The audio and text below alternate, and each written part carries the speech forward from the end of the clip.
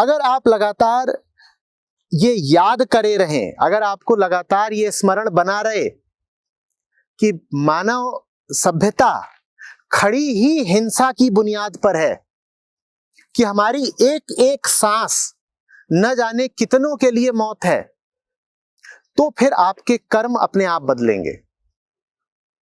आपके हाथ में जो आम आता है, वो आम खा करके बड़े गर्व से घोषित मत कर दीजिएगा कि आप तो शाकाहारी हैं। उस आम के रस में भी खून है, इस बात को अच्छे से समझ लीजिएगा। मैंने भले ही दूध छोड़ दिया हो, जानवरों से संबंधित जितने उत्पाद हो सकते हैं सब छोड़ दिए हो, लेकिन फिर भी मुझे लगातार इस बात का एहसास बना रहता है कि अगर मैं रोटी भी खा रहा हूं तो उस रोटी में भी खून है।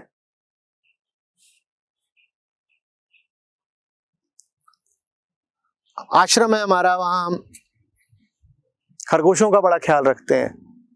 आपको पता है ऑस्ट्रेलिया में खेतों के मालिकों के लिए आवश्यक है कि वो खरगोशों को मारें, सरकार ने नियम बनाया हुआ है, क्योंकि अगर आप खरगोशों को नहीं मारते हो तो आपकी फसल खा जाते हैं। आप किसी खेत के मालिक हैं और आपके खेत में बहुत खरगोश देख लिए गए तो आपकी शिकायत कर दी जाएगी, आपको जेल हो जाएगी। तो ये जो आपके पास अन्न भी आता है, ये खून में डूबा हुआ है। इस पृथ्वी पर वास्तव में इतनी जगह है ही नहीं कि 800 करोड़ लोग रह सकें। ये 800 करोड़ लोग हत्या करके ही जीवित रह सकते हैं और हत्या दिन रात कर रहे हैं।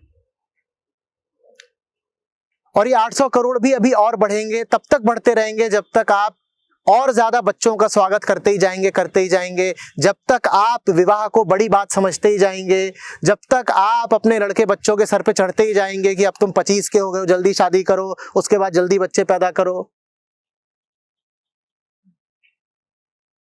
समझ रहे हो? इंसान ने जिस दिन तय किया कि अब वो खेती में उतरेगा, वो दिन आदमी द्वारा की जा रही हिंसा को 4 स्तर ऊपर ले गया।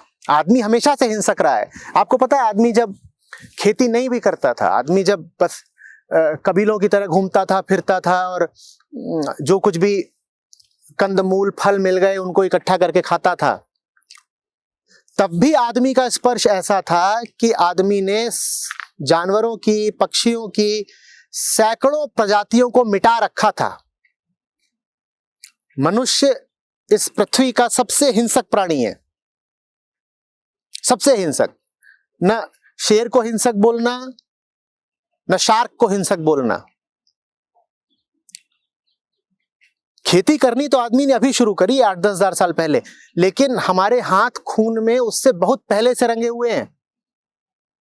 हमने 10, 20, 30 हजार साल पहले पशुओं की सैकड़ों प्रजातियां खुद मार दी। क्यों मार दी? क्योंकि हमारे पास बुद्धि है। हमारे पास बुद्धि है, उस बुद्धि का इस्तेमाल हमने यही किया कि किस तरीके से मार के खाएं। आदमी ने अपनी बुद्धि का इस्तेमाल अपनी मुक्ति के लिए नहीं किया है। आदमी ने अपनी बुद्धि का इस्तेमाल किया है अपने स्वाद के लिए, हिंसा के लिए, अपने छोटे छोटे स्वार्थों के लिए। ठीक है? तो हम आप पैदाइश ही आदमी के विकास के उस प्रवाह की है जो प्रवाह रक्त रंजित है।